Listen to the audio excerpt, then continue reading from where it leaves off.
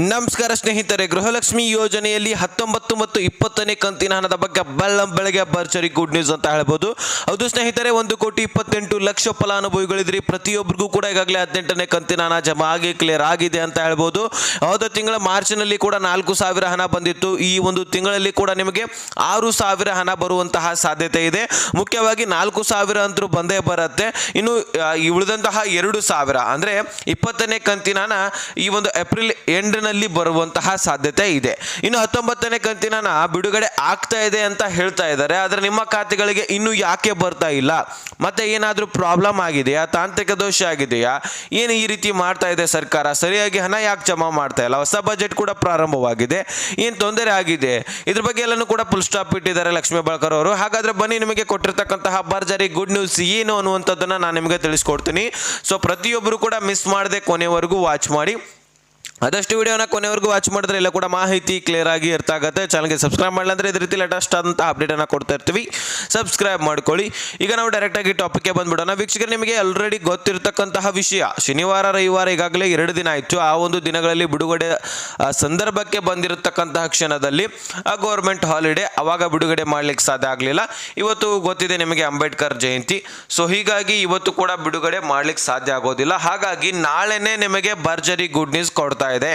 So ನಾಳೆನೆಯಿಂದನೇ ನಿಮಗೆ ಪ್ರಾರಂಭವಾಗಲಿದೆ 19ನೇ ಕಂತಿನ ನಿಮ್ಮ ಖಾತೆಗಳಿಗೆ ಬರಲಿಕ್ಕೆ. ಹಾಗಾದ್ರೆ ಯಾವ ಯಾವ ಜಿಲ್ಲೆಗಳಿಗೆ ಮುಖ್ಯವಾಗಿ ಬರುತ್ತೆ ಅದನ್ನ ನಾವು ತಿಳಿದುಕೊಳ್ಳೋಣ.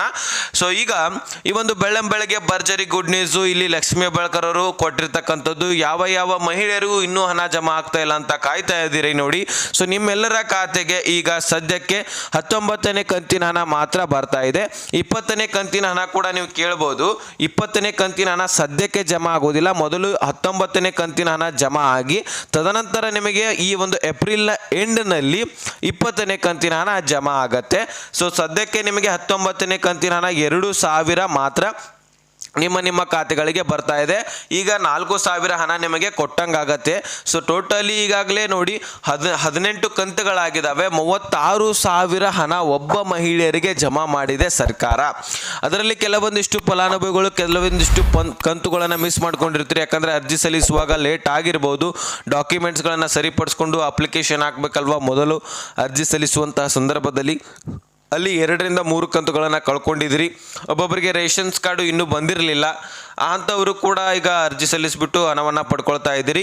ಇನ್ನು ಯಾರು ಕಂಪ್ಲೀಟ್ ಆಗಿ 36,000 ನಿಮ್ಮ ಖಾತೆಗಳಿಗೆ ಬಂದಿದೆ ನೋಡಿ, ಕಮೆಂಟ್ ಮಾಡಿ ತಿಳಿಸೋದನ್ನು ಮರಿಬೇಡಿ. ಸೊ ಒಂದು ಭರ್ಜರಿ ಗುಡ್ ನ್ಯೂಸ್ ನಿಮಗೆ. ಯಾಕಂದರೆ 36,000 ಹಣ ನಿಮ್ಮ ಖಾತೆಗಳಿಗೆ ಬಂದಿದೆ ಅಂದರೆ ಇನ್ನೂ ಹಲವಾರು ಕಂತುಗಳು ಬರ್ತದೆ. ಅದರಿಂದ ಸಾಕಷ್ಟು ನಿಮಗೆ ಸೌಲಭ್ಯಗಳು ಸಿಕ್ಕಂಗಾಗತ್ತೆ. ಅದರಿಂದ ಶಾಲಾ ಕಾಲೇಜು ಫೀಸ್ಗಳನ್ನು ಕಟ್ಕೊಳ್ಬೋದು, ಮಕ್ಕಳ ಶಾಲಾ ಕಾಲೇಜುಗಳ ಫೀಸ್ಗಳನ್ನು.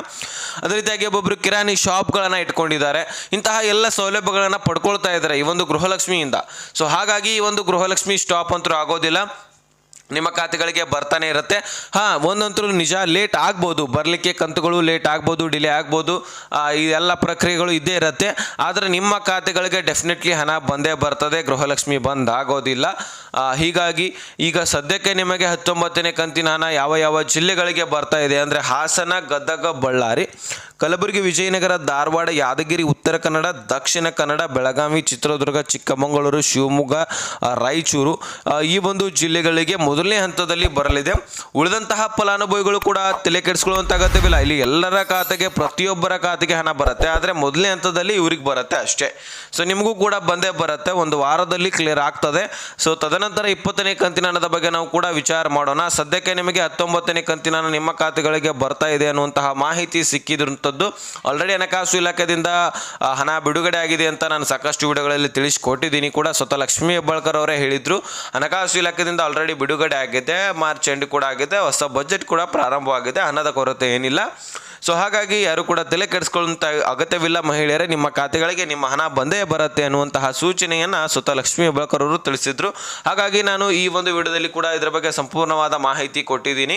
ಸೊ ಏನೇ ಕ್ವಶನ್ಸ್ ಕೇಳೋದಿದ್ರು ಸಹಿತ ನಮ್ಮ ಜೊತೆ ಕಾಂಟ್ಯಾಕ್ಟ್ ಆಗಿ ಇರಬೇಕಂದ್ರೆ ಡಿಸ್ಕ್ರಿಪ್ಷನಲ್ಲಿ ಇನ್ಸ್ಟಾಗ್ರಾಮ್ ಲಿಂಕ್ ಇರುತ್ತೆ, ಅಲ್ಲಿಂದ ಮೆಸೇಜ್ ಮಾಡಿ ನಾನು ನಿಮಗೆ ರಿಪ್ಲೈ ಖಂಡಿತವಾಗ್ಲೂ ಕೊಡ್ತೀನಿ. ಆದರೆ ಏನು ಕೆಲಸ ಇರುತ್ತೆ ಅದರ ಬಗ್ಗೆ ಮಾಡಿ, ಓಕೆನಾ? ಸೊ ಏನು ನಿಮಗೆ ಮಾಹಿತಿ ಬೇಕಾಗಿದೆ ಅದರ ಬಗ್ಗೆ ಮೆಸೇಜ್ ಮಾಡ್ಬೋದು. ಸೊ ಇಷ್ಟು ನಿಮಗೆ ಲೇಟೆಸ್ಟ್ ಆಗಿ ಅಪ್ಡೇಟು ಕೊಡಬೇಕಾಗಿತ್ತು, ಕೊಟ್ಟಿದ್ದೀನಿ. ಅರ್ಥ ಆಗಿದ್ರೆ ನೆಕ್ಸ್ಟ್ ಮಾಹಿತಿ ಸಿಗೋಣ. ಲಿಸ್ಟನ್ ಕಾಪಾಬಿಡಿ ಫ್ರೆಂಡ್ಸ್.